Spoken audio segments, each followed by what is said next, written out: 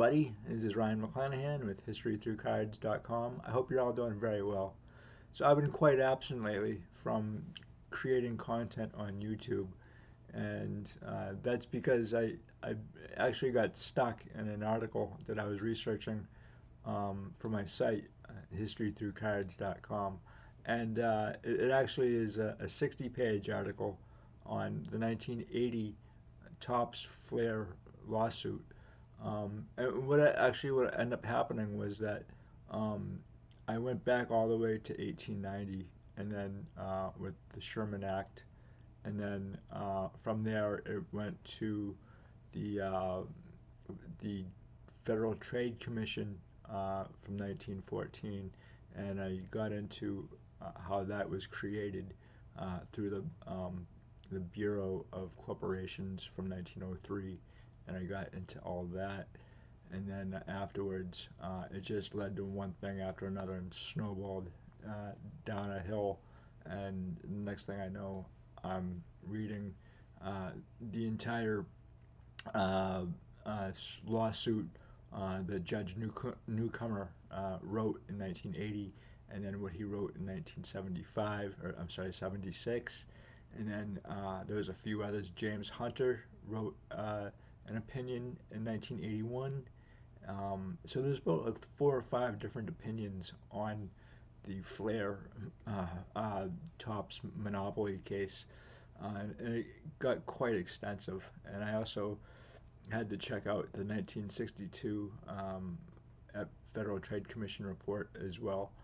And I'm going to cover that specifically in my look into the 1963 Flair set because it all kind of ties in. Uh, Unfortunately, I think somewhere along the line in a past life, I was probably a lawyer. um, but I really kind of found it interesting, and not only that, um, there was a lot of stuff about the 1980s that I kind of forgot. I was around then.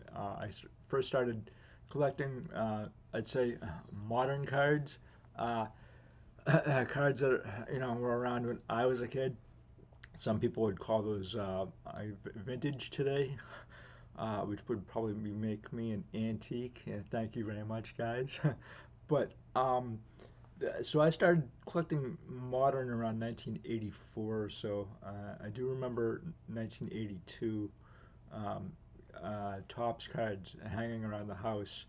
So it may actually be that I started in 1982. I can't quite remember.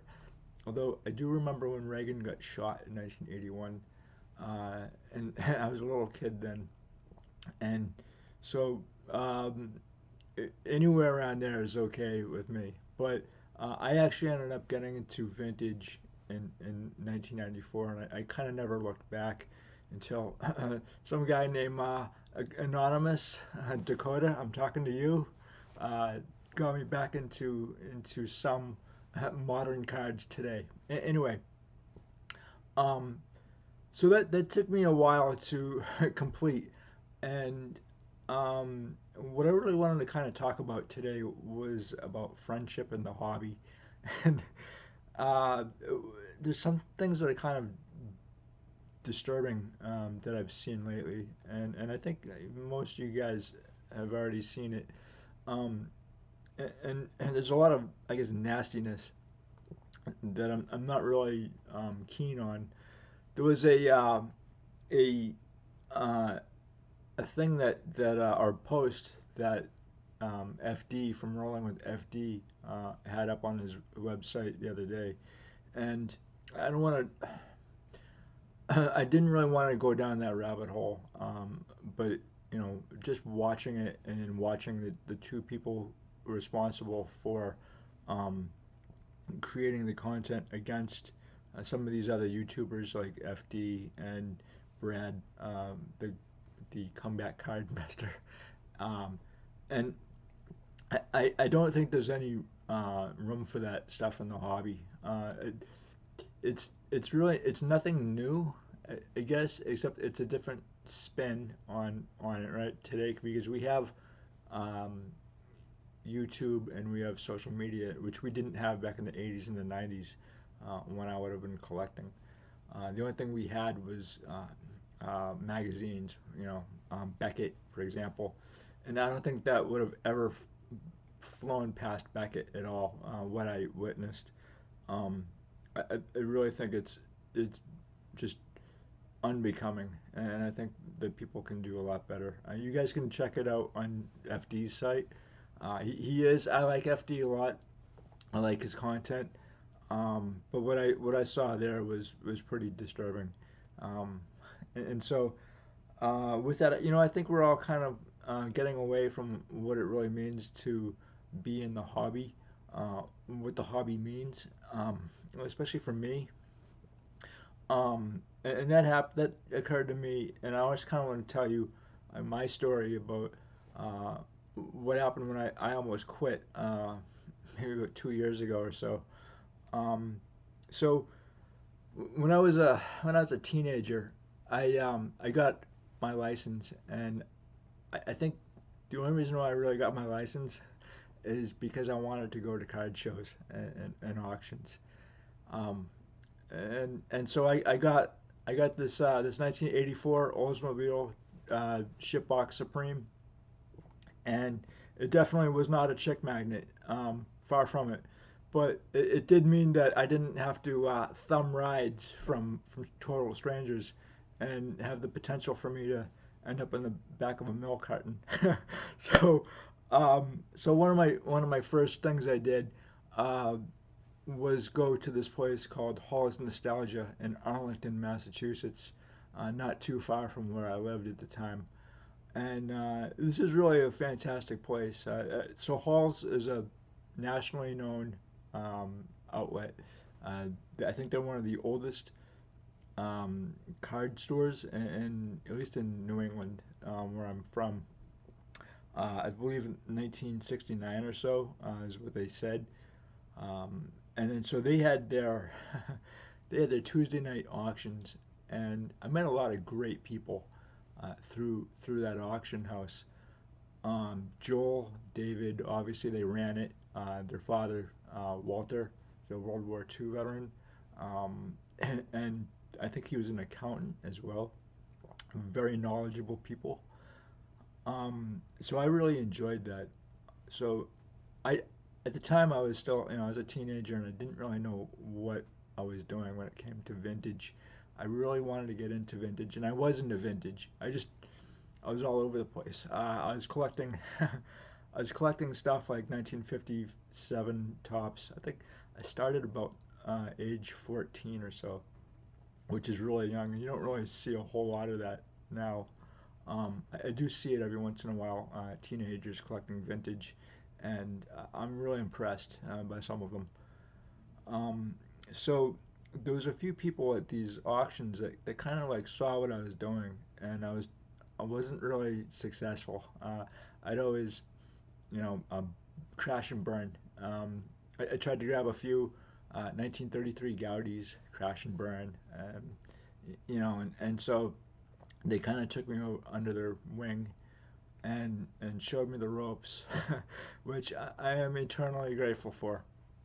One of the gentlemen that I bumped into was a guy named Bob, and he had uh, started collecting cards. Modern cards for him were mid to late 1950s. He was an older gentleman, about the age of my father, and so uh, I got to know him very well over the next 22 years, and we'd speak on the phone, at least twice a week, maybe more. We'd always get together for card shows. We never missed a card show, and he's really one of my best friends, especially in the hobby. Um, and so I'd always ask him about what it was like for him to collect vi- well, now vintage for me, but modern for him when he was a kid. I really wanted to know what the hobby was like back then in the 1950s, and how he got involved, and and so he said that he used to stop by his friend's place who had a card store, and he used to take care of it every once in a while, and that's really how he got back into the hobby. stopped collecting when he went to college, and I think his mother threw his cards out. But he used to say that he had, triple and quadruple 58 Mickey Mantles. He said that 1959 Topps cards were all over the place. They were basically essentially my version of the 1987 Topps set, which, if I remember correctly, they were like pigeons in a park. You just couldn't get rid of them, which is why I'm not a big fan of the 1987 Topps set. Uh, with that said, um, he had a phenomenal memory when it came to the NFL. Key players, basically everything that you would ever want to know about a ball player, which he would know, and which is kind of strange because his memory was kind of fading sometimes in and out as he got older, but he still had that memory for the NFL and for players and who was on what set, which I thought was really interesting because my first card that I bought at an auction was a 1950 Leo 50 Bowman Leo Nomolini, which I still have today, and so I'm kind of proud of that. Um, so we used to go to a lot of like shows and we'd never really miss one. The National is also a show that we went to. In fact, I think we drove from Massachusetts all the way down to Atlantic City. And anybody who was at that 2003 National will probably tell you that it was just incredible, and not for all the right reasons. I've seen stuff down there that I will not repeat to you guys. Um, a lot of weird stuff, I could say, but it certainly is an experience I will never forget. Um, and so, as the years went by, we'd go to shows, like I said, and one day he didn't want to. There was a show that we were supposed to go to in Wilmington, the Shriners Show, which, in fact, I've only missed it twice since I was a teenager, and so I thought this was really strange, and I was a little concerned. And his wife called me up and said that she thought it was really strange that he didn't want to go to a show, and I tried to ask him why, and he didn't really have an answer that I thought was not satisfactory, but it was a little unusual. He was kind of evasive with his wife as well. So um, she took him to the hospital because she thought there was something else going on, and it was found out that he had pancreatic cancer. Um, and he passed away within diagnosis about a month. Um, Obviously, this was really tough for me. Um, and it's really tough for a lot of people who have friends and they watch them pass away. It's not easy, and especially in Bob's case, he, he was a very special guy, and I'm not just saying that because he was one of my best friends, but he helped during his career. He helped people like um, with mentally challenged people with Down syndrome and all that. So that takes a very special person, I think. Um, it- Unfortunately for me, I never really spoke about it before. I kind of kept it bottled up inside, and that obviously was the wrong thing to do. I think, and especially in my case because I do work for the VA, and the one thing is that we lose a lot of veterans because they don't speak about uh, what's bothering them either during the war or afterwards, and so we do have a lot of veteran suicides because of that. And so I never spoke about really like what was going on with me because honestly, like cards are such a big part of my life and his life as well, and so I kept it all bottled up, and so I almost wanted to quit. I wanted to quit sports cards because in reality, uh, I didn't have anybody else. There was none of my other friends collected sports cards, let alone vintage sports cards, which I absolutely love talking about.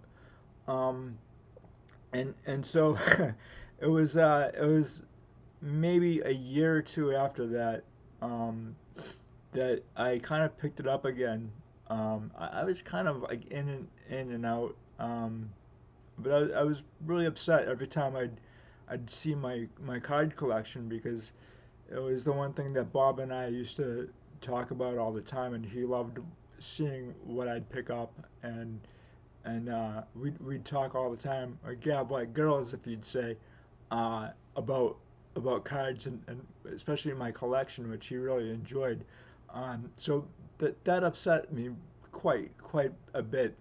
Um, and so I actually was on YouTube one day and I came across Dustin, the personal finance dad's channel, and for some reason I was like, this is pretty damn cool. Um, uh, I really kind of wanted to go down that route as well of what he was doing, and I also I was a writer for a long time as well, and I kind of love to uh, take um, just I guess take all that information and give it to people, and by that I think Bob and I kind of like agreed. Like he's like, I'll help you with that. I'll help you do the research, and then all of a sudden, like I didn't have a research partner either. So I had to kind of take a step back and reevaluate things.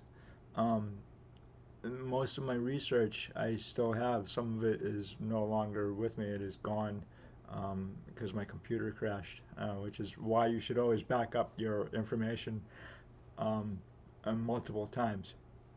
So with that, uh, I started to watch more of Dustin's channel, and then I got into checking out Brad, his stuff, and then Dakota as well from the Sports Cards Anonymous, and then I started looking at FD's stuff, uh, and then I decided to do my own podcast or whatever the heck you call this, and it's made things a lot better, to tell you the truth.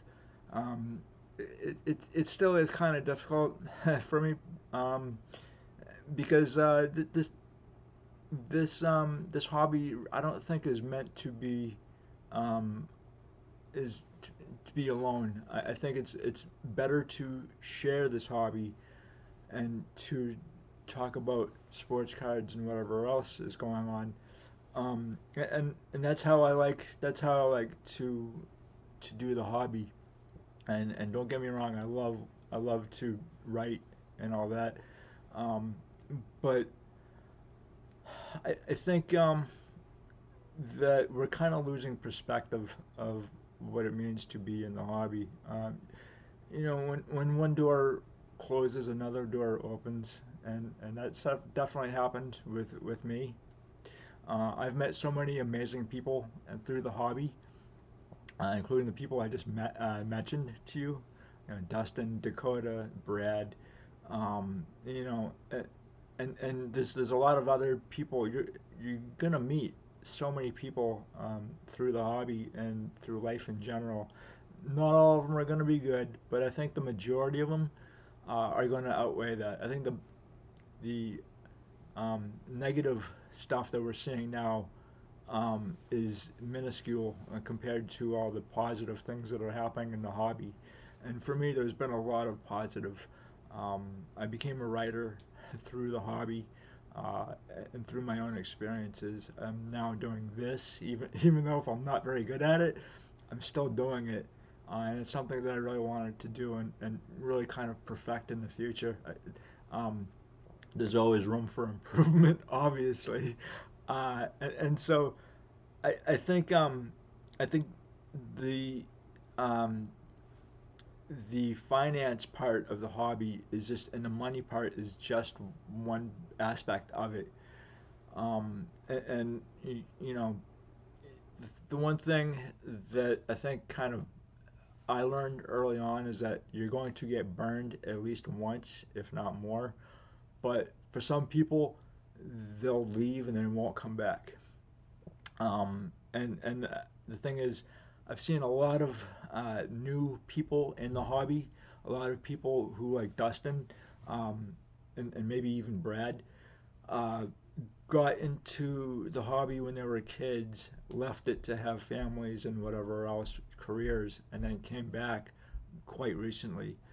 And that's pretty cool. I really think that's neat. For me, I never really left. I left the modern uh, part of the hobby for the vintage.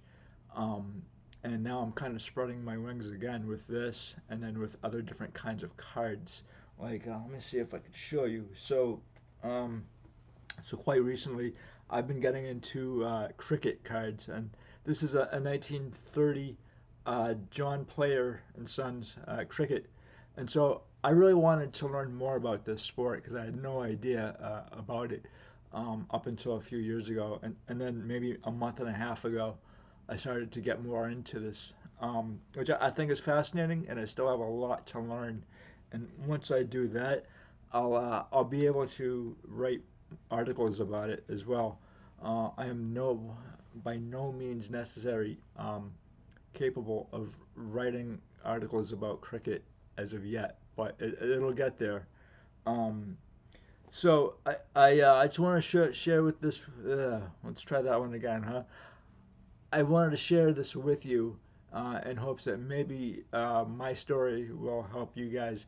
And I know the pandemic has been really tough on a lot of people, and and if you do need to talk to somebody about whatever it is, feel free to just seek some kind of intervention or anybody really, because otherwise it's not good to bottle things up like I did, or veterans as well. Um, they are people that we need to watch out for, and just to look in on, and especially the elderly as well. So, with that, guys, I appreciate it very much, and once again, thank you so much, and I'll talk to you guys later. Bye.